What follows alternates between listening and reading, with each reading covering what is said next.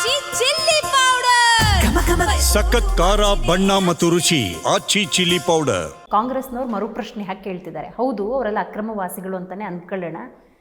ದೇಶದ ಗೃಹ ಇಲಾಖೆ ಗೃಹ ಮಂತ್ರಿಗಳು ಏನ್ ಮಾಡ್ತಿದ್ದಾರೆ, ಅಮಿತ್ ಶಾ ಏನ್ ಮಾಡ್ತಿದ್ದಾರೆ ಪ್ರಶ್ನೆ ಕೇಳ್ತಿದ್ದಾರೆ. ಬಂದಿರೋದು ಅನ್ಕೊಂಡ್ರೆ ಇತ್ತೀಚೆಗೆಲ್ಲ ಒಳಗೆ ಬಂದಿರೋದು ಇವರು 20 ವರ್ಷದಿಂದ.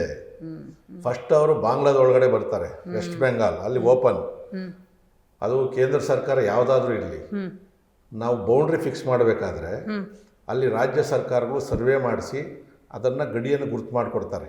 ಅಲ್ಲಿ ನಮ್ಮದು ಏನು ಗಡಿ ಇದೆಯಲ್ಲ ನೋಡಿ, ನೀವು ರಾಜಸ್ಥಾನದಿಂದ ಶುರು ಮಾಡಿ ನೀವು ಅಸ್ಸಾಂವರೆಗೂ ಪೂರ್ತಿ ಗಡಿ ಬೇಲಿ ಹಾಕವ್ರೆ ನಮ್ಮವರು. ಮತ್ತು ಎಲ್ಲ ಕಡೆನೂ ಸ್ಟ್ರೀಟ್ ಲೈಟ್ ಹಾಕವ್ರೆ, ಸೆನ್ಸರ್ ಯೂನಿಟ್ಗಳು ಹಾಕವ್ರೆ, CCTVಗಳನ್ನು ಹಾಕವ್ರೆ, ಎಕ್ಸೆಪ್ಟ್ ವೆಸ್ಟ್ ಬೆಂಗಾಲ್. ಯಾಕಂದರೆ ವೆಸ್ಟ್ ಬೆಂಗಾಲಲ್ಲಿ ಇದ್ದಿದ್ದು ಕಮ್ಯುನಿಸ್ಟ್ ಗೌರ್ಮೆಂಟು. ಅದಾದಮೇಲೆ ಮಮತಾ ಬ್ಯಾನರ್ಜಿ ಅವ್ರು ಬಂದಿರತಕ್ಕಂಥದ್ದು. ಇವರು ಅಲ್ಲಿ ಅದನ್ನು ಮಾಡೋದಕ್ಕೆ ಅವಕಾಶ ಕೊಡ್ತಾ ಇಲ್ಲ. ನೀವು ನೋಡ್ತಿರಲ್ಲ, ED ಅವ್ರು ಹೋದರೆ ಫೈಲ್ಗಳನ್ನ ಎತ್ಕೊಂಡು ನೋಡೋಗ್ತಾಳೆ ಅಮ್ಮ. ಇದು ಸಮಸ್ಯೆ ಇರ್ತಕ್ಕಂಥದ್ದು. ಇದು ರಾಷ್ಟ್ರೀಯ ಭದ್ರತೆಯ ವಿಚಾರ. ಇವತ್ತು ಅಮಿತ್ ಶಾ ಅವ್ರ ಬಗ್ಗೆ ಹೇಳ್ತಾ ಇದ್ರೆ, ಈಗ ಅಮಿತ್ ಶಾ ಅವ್ರು ಅದನ್ನೇ SIR ಮಾಡ್ತಾ ಇರೋದು ಅದನ್ನೇ. ಈಗ ನೀವು ನೋಡಿರ್ಬೋದು, ಉತ್ತರ ಪ್ರದೇಶಲ್ಲೆಲ್ಲ ಸಾಲಾಗೆಲ್ಲ ಗಡಿ ಹೆಂಗ್ ದಾಟ್ಕೊಂಡು ಹೋಗ್ತಾರೆ ಅಂತೇಳಿ ಅದು ಶುದ್ಧ ಮಾಡೋಂಥ ಕೆಲಸ ನಮ್ಮ ಸರ್ಕಾರ ಮಾಡ್ತಾ ಇದೆ. ಇದರಲ್ಲಿ ಯಾವುದೇ ಓಟಿನ ಆಸೆಗೋಸ್ಕರ ಅವ್ರು ಓಟ್ ಹಾಕ್ಸ್ಕೊಳೋದಕ್ಕೋಸ್ಕರ ನಾವು ಮಾಡಲ್ಲ. ಅದನ್ನು ನಾವು ಮಾಡ್ತೀವ? ಮಾಡಬೇಕಾದ್ರೆ ಕಾಂಗ್ರೆಸ್ ಅವ್ರು ಮಾಡಬೇಕು, ಯಾರು ಅವ್ರು ಓಟ್ ಹಾಕ್ತಾರೋ ಅವ್ರು ಮಾಡ್ಕೊತಾರೆ.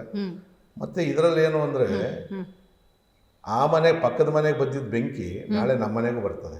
ಇದು ಕಾಂಗ್ರೆಸ್ BJP JDS ಅಲ್ಲ.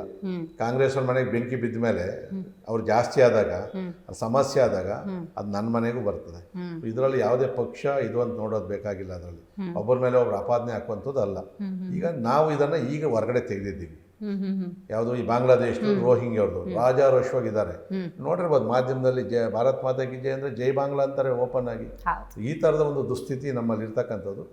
ಅದಕ್ಕೋಸ್ಕರ ನೀವು ಯಾವುದೇ ಪಕ್ಷಪಾತವನ್ನು ನೋಡದೆ ಅವರ ಮೂಲ ದಾಖಲೆಗಳನ್ನು ಚೆಕ್ ಮಾಡಿ, ಗೃಹ ಇಲಾಖೆಯ ರಾಜ್ಯ ಕೇಂದ್ರ ಸರ್ಕಾರದ ಸಹಾಯವನ್ನು ಕೇಳಿ. ಅವರೇನಾದರೂ ಮಾಡಲಿಲ್ಲ ಅಂದರೆ ಅವ್ರ ಮೇಲೆ ನೀವು ಅಪಾದನೆ ಮಾಡಿ.